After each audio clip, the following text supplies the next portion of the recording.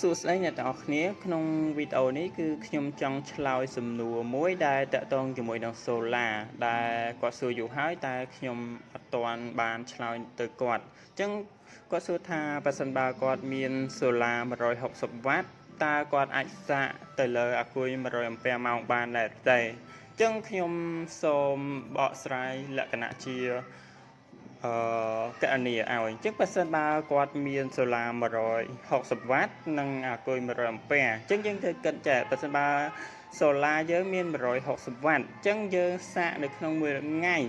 ថ្ងៃយើងអាចចាប់ទុកថាមានពន្លឺថ្ងៃពេញលេញដែលសាកឲ្យអាគុយហ្នឹង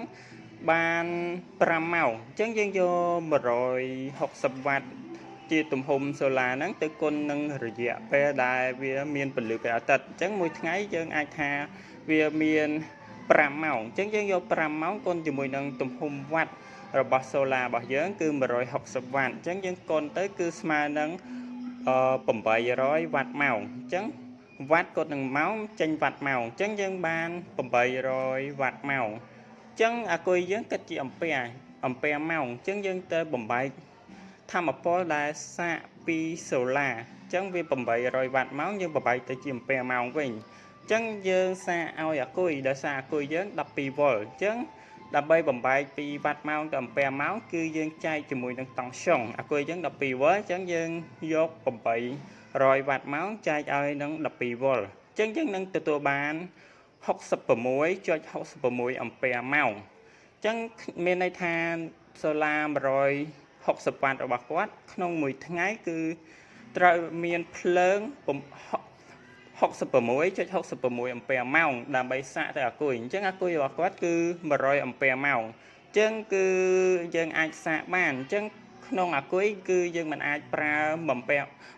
ពែម៉ោងគឺយើងមិនអាចប្រើអស់100 អាំពែម៉ោងទេបើយើងប្រើអញ្ចឹងគឺនឹងងាយឆាប់ខូចអាគុយអញ្ចឹងយើងគួរតែប្រើត្រឹមអស់50 អាំពែម៉ោងគឺយើងទុក50 អាំពែម៉ោងហ្នឹងទុកនៅក្នុងអាគុយហ្នឹងទៅគឺយើងកុំប្រើអស់បើសិនបើយើងប្រើអស់ធ្វើឲ្យអាគុយងាយនឹងខូចឆាប់ខូចអញ្ចឹងយើងឃើញអាគុយហើយអាគុយខ្លះគឺយើងប្រើបាន1ឆ្នាំខូចឬក៏អាខ្លះ2ឆ្នាំខូចឬក៏ដល់3ឆ្នាំខូចដោយសារករណីដែលយើងប្រើភ្លើងហ្នឹងបើសិនបើយើងប្រើអស់ពីអាគុយពេកធ្វើឲ្យអាគុយឆាប់ខូចអញ្ចឹងSolar របស់គាត់160 វ៉ាត់ហ្នឹងគឺក្នុងមួយថ្ងៃគាត់អាចសាកភ្លើងឲ្យបាន66.66 អាំពែម៉ោងអញ្ចឹងយើងអាចសាកក្នុងអាគុយនឹង100 អាំពែម៉ោងទៅតែក្នុងករណីអាគុយហ្នឹងគឺយើងអត់ដឹងថាគ្រឿងទទួលគាត់ប្រើអស់ប្រហែលអាំពែម៉ោងទេអញ្ចឹងយកល្អយើងប្រើត្រឹមអស់ 50% ឬក៏ 70% បានហើយអញ្ចឹងបើសិនបើគាត់ប្រើអស់ 70% មានន័យថាគាត់ប្រើអស់70 អាំពែម៉ោងអញ្ចឹងគឺ Solar របស់យើងគឺសាកបានទៅ66 អាំពែម៉ោងទេអញ្ចឹងអត់បានទេបើសិនបើគាត់ប្រើត្រឹមអស់60 អាំពែម៉ោងចុះក្រោមអញ្ចឹងមានន័យថាយើងអាចយក Solar ទៅសាកអាគុយវិញបានអញ្ចឹងក្នុងករណីហ្នឹងគឺគាត់មិនអាចប្រើគ្រឿងទទួលស៊ីភ្លើងក្នុងមួយថ្ងៃគាត់មិនអាចទាញឲ្យលើសពី60 អាំពែម៉ោងទេបើសិនបើអញ្ចឹងSolar អត់មានលទ្ធភាពយកភ្លើងណាសាកឲ្យអាគុយវិញបានពេញវិញទេអញ្ចឹងគាត់ទៅប្រើគ្រឿងទទួលរបស់គាត់ហ្នឹងគឺប្រើឲ្យក្រោម60 អាំពែម៉ោងដើម្បីយក66 អាំពែម៉ោងហ្នឹងសាកទៅបំពេញអាគុយឲ្យពេញវិញអញ្ចឹងក្នុងករណីហ្នឹងគឺគាត់អាចសាកបានតែសូមលើកលែងថាគ្រឿងទទួលរបស់គាត់គឺมันអាចឲ្យប្រើលើសពី60 អាំពែម៉ោងបានទេគឺប្រើត្រឹម60 អាំពែម៉ោងចុះក្រោម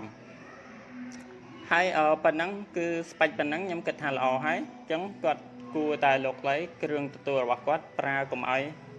ច្រល់ពេកអញ្ចឹងបើសិនបើយើងប្រើច្រល់ពេកក៏អាគុយនឹងងាយខូចដែរបាទអរគុណ